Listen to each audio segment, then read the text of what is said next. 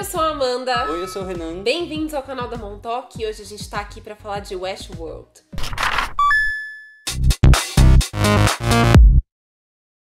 E se você não é inscrito no nosso canal, já se inscreve, deixa um like, compartilha com todo mundo e bora pro vídeo. Exatamente, porque hoje a gente tá aqui já celebrando essa terceira temporada que estreia em breve de Westworld e nada mais justo do que lembrar as primeiras temporadas. Mas não de uma forma convencional, a gente não vai fazer um recap cena a cena, a gente vai falar sobre o que é a essência de Westworld. Então, se você curte Westworld, contribua aqui com a gente, deixa aqui nos comentários também. Vamos falar aí sobre do que se trata essa série maravilhosa da HBO, tá bom? Westworld é uma série inspirada num filme de 1973 e conta basicamente a história de um parque temático cheio de robô, que a galera vai lá pra se divertir à vontade, sem julgamento. Exato. E a sociedade ela já tá tão avançada e ficou tão chata já que os caras criaram esse parque e a galera vai lá pra encontrar o seu verdadeiro lado sombrio, seu verdadeiro eu, né? Vamos dizer eles assim. vão lá também pra extravasar aqueles instintos mais primitivos, mais selvagens, sabe? E poder abusar da violência e de todo tipo de abusos que vocês possam pensar. Não só o sexual, mas eles abusam daquela inteligência artificial, daqueles robôs que têm formas tão humanas, de uma forma, assim, sem limites. Então, essa é a grande atração do parque. E num mundo desse, todo caótico e ao mesmo tempo já tão avançado que eles descobriram já curas pra quase tudo, o Westworld parece um mundo muito mais real do que o que eles vivem. O que eles vivem parece mais fake, né? O que eles vivem parece um fake. Pelo menos para alguns dos personagens isso é uma grande verdade. E falando em personagens, eu acho que a gente pode começar listando os personagens e lembrando quais foram as trajetórias deles. Então, pra começar, a gente tem a Dolores. Dolores é a personificação da donzela, da mocinha perfeita, né? Que tem uma paixão pelo Ted. Tem aquela narrativa, né? Aquela narrativa clichê de Velho Oeste, que tem a mocinha pura, que vê bondade em todo mundo e que é sempre salva pelo seu príncipe encantado cowboy. Ted, exatamente, o nosso ursinho Ted. E o Ted, ele tá lá pra manter a Dolores presa, é a memória que a deixa presa naquele mundo que ela só consegue enxergar a beleza. E ela também prende o Ted àquele mundo. As memórias que são colocadas dentro dos anfitriões servem para prendê-los àquela realidade. E na verdade, a Dolores é a anfitriã mais antiga do parque. É verdade. Não é? Ela teve as atualizações, ela teve uns reparinhos aí pra ficar ainda mais igual a um ser humano.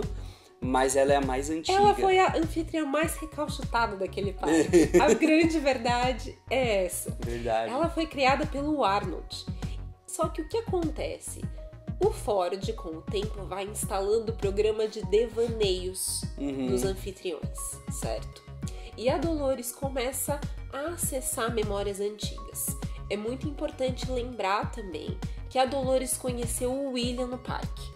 Certo? O William é um humano, um visitante que vai até Westworld a convite do Logan, que vai ser o seu futuro aí cunhado, né?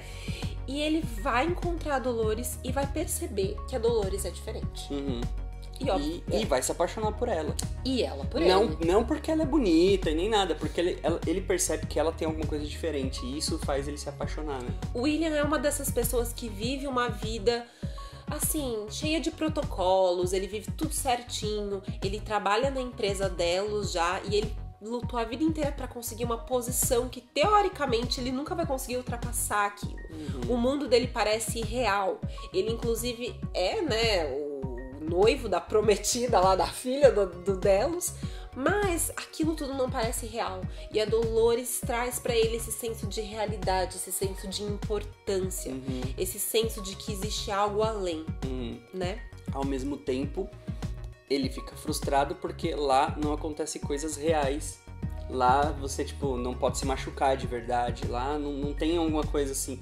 Falta isso pra ser real. Exato. E ele fica muito frustrado com isso. Quer dizer... Que é isso que vai fazer com que ele se torne mais pra frente. Exato, o Homem de Preto. Mas eu acho que a frustração do William, sem perceber, sem ele notar, não é essa. Não é a falta de realidade, é algo que a gente vai comentar agora sobre a Dolores. Por quê? Porque a Dolores, ela começa a desenvolver os traços de consciência, e o que a gente às vezes fica difícil de entender na primeira temporada é que ela vai refazer a jornada que ela fez com o William sem saber em que tempo que ela está. Ela refaz essa jornada diversas vezes em busca de algo. Ela busca algo que ela mesma não sabe o que é. E com a ajuda da voz do seu criador, ela percebe que ela encontra a sua própria voz, que era o que ela ouvia o tempo inteiro. E aí a gente precisa falar da teoria da mente bicameral. Legal. Né? O que dizia essa teoria? Ela é uma teoria real, criada por um psicólogo chamado Julian James, em 77. E ela dizia o quê? Que antigamente o ser humano acreditava que existiam duas câmeras, certo? O cérebro funciona com duas câmeras. Porque o ser humano ouvia uma voz interna. Uma parte da câmera mandava e a outra câmera obedecia. E aí o ser humano antigamente atribuía essas vozes aos deuses, a coisas místicas, e ele não sabia que a voz vinha de si mesmo. Era a autoconsciência. Não é? É. Inclusive tem a questão da pintura do quadro de Michelangelo que é utilizada em Westworld e fala isso mesmo, isso né? É muito legal. Que é a criação do mundo, né? Criação de Adão. Criação de Adão. Ah, é verdade. A criação de Adão. Que Deus tá tocando a pontinha do dedo de Adão, né? E na verdade, tem algo escondido nesse quadro que é o formato de um cérebro na parte onde Deus tá. Querendo dizer que a voz divina que a gente escutaria, na verdade é a própria voz interna que a gente tem, que é a nossa autoconsciência. Deus está dentro da nossa mente, né? O quadro representa isso, que Deus está dentro da nossa mente. É uma representação escondida, desse quadro. Existe essa teoria, na verdade, né? Que, inclusive, eu acho que a Igreja Católica não deve ter ficado muito feliz com essa descoberta. Mas, enfim, seguindo, a gente falou do William, da Dolores, né? O William, inclusive, ele vai ficar muito frustrado quando ele reencontra a Dolores já reprogramada. Que ela não lembra dele, ele vai ficar muito frustrado. Ela revive aquela cena da lata caindo com outro visitante e ele fica extremamente frustrado. E muitas coisas acontecem, como veremos na segunda temporada. Se você quiser um vídeo sobre a segunda temporada, deixa aí nos comentários que a gente faz.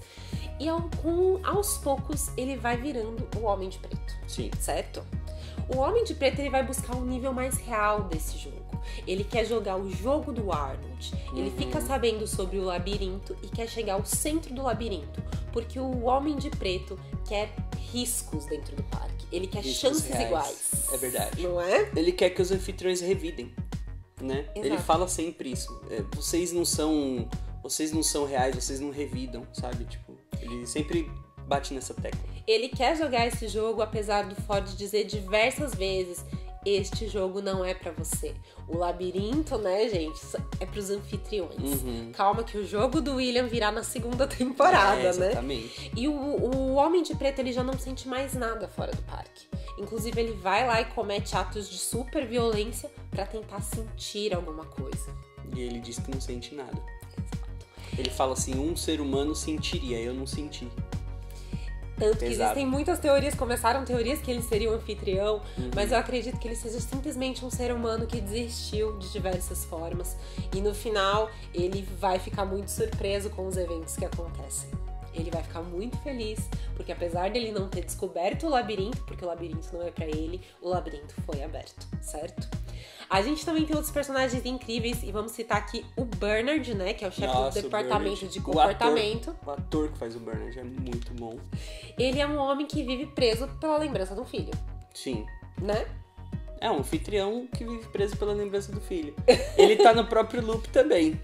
Por quê? Porque no decorrer da narrativa ele vai descobrir a verdade sobre si mesmo. Ele é uma criação do Ford e é uma grande homenagem ao Arnold. No final a gente descobre que o Arnold tinha essa mesma aparência quando eles eram mais novos, né? Eles compartilham memórias. Exato. E o interessante do Bernard é que, apesar de ele compartilhar as mesmas memórias, ele não consegue enxergar a porta. Ele não consegue enxergar a saída. Algo que o faça questionar a sua realidade. Ele não despertou essa coisa que a Dolores tem já, né? Por exemplo. Ele tá começando... No final da temporada ele começa a sacar, mas mesmo assim não é um despertar, né? Ainda. Exato. O parque tem 2 criadores, o Ford e o Arnold, e juntos eles criaram todos os anfitriões, né? Eles começaram com essa ideia. O Arnold tinha uma ideia de que os anfitriões eles conseguiriam desenvolver autoconsciência. E o Ford sempre disse que isso era perigoso, que eles não iam ter espaço na sociedade, né? Porque Exato. os anfitriões, eles são melhores que os humanos. Se eles conseguirem atingir a autoconsciência, eles vão ser muito melhores que os humanos, porque não precisa nem ficar explicando muito, eles são robôs. Eles já são superiores fisicamente e mentalmente. Imagina se eles tiverem autoconsciência. Na verdade, o Arnold vai percebendo essa autoconsciência que pode ser atingida durante o processo, né? Isso, e aí ele fala pro Ford pra eles não abrirem o parque, porque isso daí vai ser um sofrimento pros anfitriões. O Arnold, ele vai plantar uma programação, a programação do Wyatt, na Dolores, para que ela mate todo mundo, para que ela mate toda a galera anfitriã lá daquela cidadezinha, inclusive mate o próprio Arnold, porque ele quer impedir a abertura do parque de qualquer jeito. Ele não quer que os anfitriões sofram, ele não quer que os anfitriões se lembrem das coisas que vão acontecer com eles. Então ele tenta falar primeiro com o Ford, só que o Ford ele fala, não, nada a ver, a gente vai apagar a memória deles, não vai dar nada. e ele faz esse esquema todo para que não tem a abertura do parque. E o Ford, ele quer ser o deus do próprio mundo dele. Sim. Só que ele é, né, na verdade. Ele é o deus do próprio mundo. A gente tem aí 2 deuses, um cai e o outro permanece, cuidando da sua criação. Só que com o tempo, o Ford entende que o que ele fez não é correto, não é direito. E aí, ele coloca essa programação de devaneios dentro da sua criação. Um sopro de consciência dentro da sua própria criação, dentro dos seus robôs. E aí é como se o Ford praticamente desse a chance da criação escapar do paraíso. Sim, que de paraíso não tem nada. Que a gente ainda não sabe se ele tá dando a liberdade ou se ele tá criando um novo jogo também, né? Exato. Mas veremos. Fica aí a Temos dúvida. também a Maeve. A Maeve, ela consegue entender e acessar o mundo humano. Ela é uma anfitriã que consegue ter lembranças desse mundo humano e aí ela consegue acessar este mundo. Ela é meio que acordou, mas ela ainda não tem autoconsciência. Ela não escuta a própria voz ainda. Ela inclusive tem uma programação que foi feita para ela conseguir desenvolver esse tipo de narrativa que ela desenvolve. Inclusive, ela tá ainda ligada à filha dela de uma narrativa anterior de quando ela era uma fazendeira. Então a Maeve, ao mesmo tempo que ela não desenvolveu a autoconsciência, age de forma extremamente humana, porque ela tá ligada a um laço muito forte que seria uma filha. Então a Maeve é uma guerreira que tá lutando pela causa dela. Uma das melhores personagens de Westworld. Muito legal mesmo. Né? Então, e aí tem essa dúvida, né? Ela acordou, ela tá desperta, mas a gente acha que não tá ainda. Mas aí a gente pode questionar o seguinte, Rê. O que é estar desperto? O que é ser humano? Exatamente. É uma coisa que ela não tem, é a própria voz, falando com ela mesma. Tipo, a Dolores. A Dolores, ela realmente tem... Assim, eu não acho que ela tá presa numa narrativa. Pelo menos não mostrou. Da Maeve mostrou que ela tá. Mostrou Nessa que ela vai sair do parque. Nessa primeira temporada é exatamente isso que vai acontecer. Exatamente. Então não mostra o que a Dolores tem lá. Mas a gente entende que a Dolores tem autoconsciência. Mas a questão vai além desses personagens. O que é ser criado e o que é ser gerado? Faz diferença se você tem uma consciência? O que é ser humano? O que nos difere do restante? Você entende? E ser humano é realmente ser uma pessoa humanizada? Além disso, nós somos criações. Existe livre-arbítrio? Porque o livre-arbítrio destes robôs traz dor. A liberdade traz dor. Traz sofrimento, né? E nós? É o que o Arnold queria impedir, na verdade. Mas e nós? Ele queria acabar com tudo. Essa é a questão de Westworld. Nós somos criados. Nós somos gerados. Você já questionou a natureza da sua realidade? E se você questionou, você está disposto a pagar o preço? Ford, como Deus, ajuda suas criações a se libertarem, a saírem do paraíso onde as pessoas, eles achavam que era o paraíso. A Dolores falava que via beleza nesse mundo, mas o paraíso não precisa ser um mundo perfeito.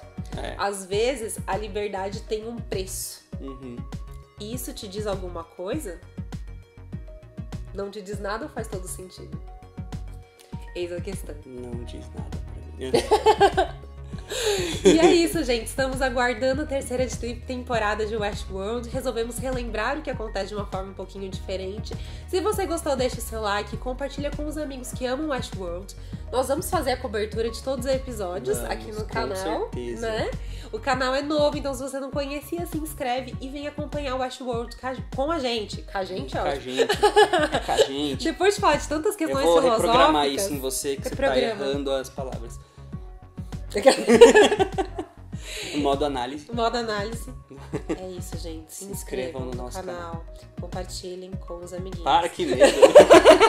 É isso, gente. Deixa nos comentários se vocês querem a segunda parte. Ou se isso não diz nada pra vocês, tá bom?